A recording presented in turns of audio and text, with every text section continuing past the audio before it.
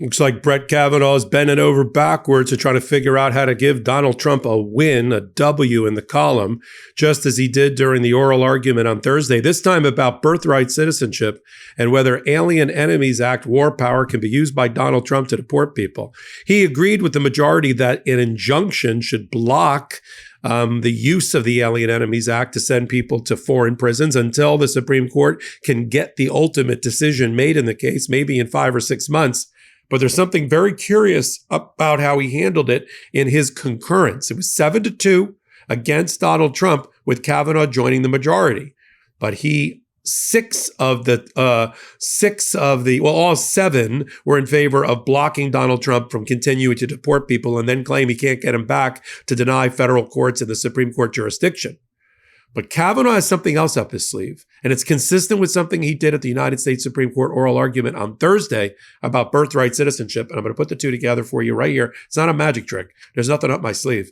I'm just going to give it to you straight here on Legal AF. And let's get into it. The news, which we reported, is that the United States Supreme Court 7-2 late yesterday issued an order stopping Donald Trump from using the Alien Enemies Act to continue to deport people without due process or even with due process to foreign prisons, and then act like, I can't get them back and there's no jurisdiction over it. They don't like that. And they don't like to be continued to be pressured and stampeded by Donald Trump to make fast decisions, have to step in like they did in this same case a month ago at a 1 o'clock in the morning decision Eastern time to stop Donald Trump from flying those planes to Venezuela. Now they're permanently grounded until the Supreme Court makes its ultimate ruling 3, 5, 6 months from now. They wanted to go to the Fifth Circuit, back to the Fifth Circuit in Louisiana, make the decision there, and then it'll come up on briefing and oral argument and all of that. But that's not what Brett Kavanaugh wanted. He's okay with it. He's okay with the injunction to stop the flying, but he would have done something different procedurally. And that's what troubles me. What he wanted to do, but he had no other support for it. He couldn't count to 5. He couldn't get the 5 votes. What he wanted to do is that he wanted to take up the issue right now with the United States Supreme Court, skip the Fifth Circuit Court of Appeals, have full briefing, get oral argument, and let's all do this by October or earlier. Now, some might say, well, he wants the issue up at the Supreme Court faster, not slower. That's a good thing. No, not with the injunction in place. With the injunction in place, the Venezuelans, they're in detention. They're in detention centers, but at least they're safe. And they're in the United States. And they can be brought by writ of habeas corpus before federal judges, for sure. But that's not what Kavanaugh wants. He speed it up. Let's go. He said, I would have granted certiorari. I would have set full briefing. I would have set oral argument. I would take the decision now. Make the decision now. Let's not wait and send it back to the Fifth. But he's a unitary executive branch theorist. He believes in the power of the presidency. You know, he's the one that basically said during the oral argument on Thursday in the birthright citizenship case, it's a good thing for the president of the United States to issue all of these executive orders, the 130 executive orders that he's issued, more than Joe Biden in almost 4 years, because he's a man of action. That's a good thing. Yeah, with limits, as long as he's executing the laws that are on the books for Congress and he's not legislating and making new laws, which is what he's not supposed to do as the executive. And he's not trying to override the judiciary branch. We got I don't know why Kavanaugh and the others don't see it. We have an out of control rogue presidency. That's lawless. And they are the last buffer, whether they see themselves in that role or not. Now, Kavanaugh asking for a fast briefing and get it up to the Supreme Court sent a chill down my spine.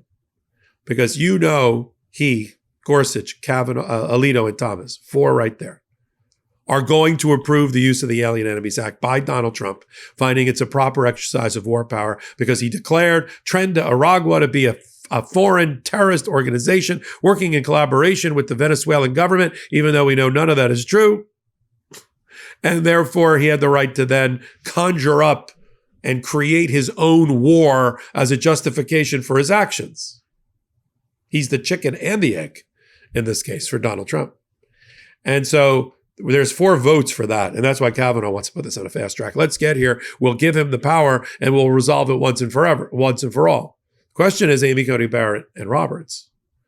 Now, Roberts leans towards the executive branch, as we know from his prior decisions that he authored in the immunity decision and in the insurrectionist ballot Colorado case, in which Donald Trump was not barred from the ballot as an insurrectionist because John Roberts and the majority of the right-wingers said so. So we know that Roberts leans towards the executive branch. Question is he going to lean all the way over and let Donald Trump create a phony war, a wag the dog moment to deport people because he can sleep at night thinking, well, they'll have due process. Well, they'll get before a judge. Well, that's all we can provide, And whether it's Alien Enemies Act or it's some sort of immigration law violation, at least they're in federal court. You can just see, I can just hear John Roberts talking to himself in the mirror. Mirror, mirror, who's the most screwed up Supreme Court justice of them all? And so that concerns me. I'm not sure there obviously wasn't enough votes to get it to the Supreme Court. And so now it's going to go to the Fifth Circuit Court of Appeals, which leans all the way over right. We'll see who the panel is on that. We'll report on that. If it's somebody like Oldham or Ho, who are both two judges that are trying out for the Supreme Court, it's going to be a bad ruling. It's going to be a ruling saying that Donald Trump can use the Alien Enemies Act. Here's the reason why historically. Predatory incursion under a dictionary definition means anything that you're trying to repel that's unwanted. It doesn't have to be a war footing. I don't believe any of that. I don't think that's right in the analysis, but that's what they're going to do. Then that's going to tee up the appeal to the Supreme Court, probably when they reopen their doors the first Monday in October. And then we're going to be talking about this in the first quarter, second quarter of 2025, 2026. And so we're going to follow it right here. I'm glad you're here on Legal AF. This is where we talk about hard matters, but make it in a way that hopefully you find informative, educational, understandable. We don't talk down to our audience. We're side by side, shoulder to shoulder. That's the fellowship that we have built here on Legal AF. I appreciate you being here as part of our audience.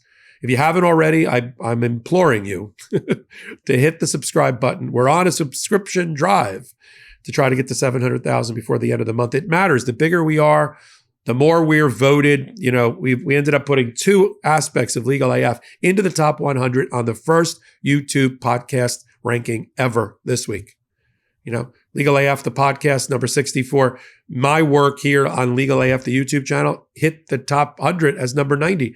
Just a reflection of you and your love and support and your commitment to our audience. And we take that seriously, and we're committed and have your back. We're committed to you and have your back. So we appreciate all of you. So we'll keep a close eye on what happens at the Fifth Circuit. Come back here. And while you're at it, go to Legal AF, the Substack. If you just can't get enough of Legal AF, and things like this order are going to be provided to you in the Substack under, I think it's because it's under the Supreme Court, SCOTUS AF. If it were another legal document, it would just be a filing. It would be Filings AF. You get it? Till my next reporting, I'm Michael Popok. I'm Michael Popok, and I got some big news for our audience. Most of you know me as the co-founder of Midas Touch's Legal AF and the Legal AF YouTube channel, or as a 35-year national trial lawyer. Now, building on what we started together on Legal AF, I've launched a new law firm, the Popok Firm, dedicated to obtaining justice through compassionate and zealous legal representation. At the Popok Firm, we are focused on obtaining justice for those who have been injured or damaged by a life-altering event by securing the highest dollar recoveries. I've been tirelessly fighting for justice for the last 35 years, so my own law firm organically building on my Legal AF work just feels right. And I've handpicked a team of top-tier trial fighters and settlement experts throughout all 50 states known as big auto injury attorneys who have the know-how to beat heartless insurance companies, corporations, government entities, and their attorneys.